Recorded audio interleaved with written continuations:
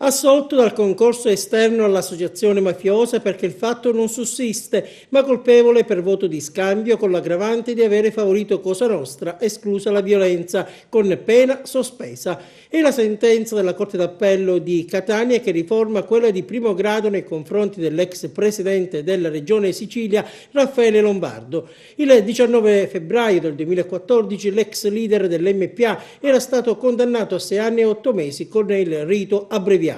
Adesso l'accusa aveva chiesto la condanna a 7 anni e 8 mesi di reclusione, un anno in più, contestando anche il reato elettorale. La Corte ha ritenuto non sussistere il concorso esterno all'associazione mafiosa, ma il voto di scambio è aggravato dall'avere favorito Cosa Nostra senza l'uso di violenza o assoggettamento. Per me è finito un incubo, commenta Lombardo, non ho mai avuto niente a che fare con la mafia e la sentenza di assoluzione dal concorso esterno perché il fatto non sussiste lo conferma. Leggeremo le motivazioni della sentenza e sono sicuro che riuscirò a dimostrare la mia innocenza anche per il reato elettorale. Sono ancora le parole di Raffaele Lombardo. Per il procuratore Carmelo Zuccaro è una buona sentenza, adesso aspettiamo le motivazioni per una valutazione più approfondita.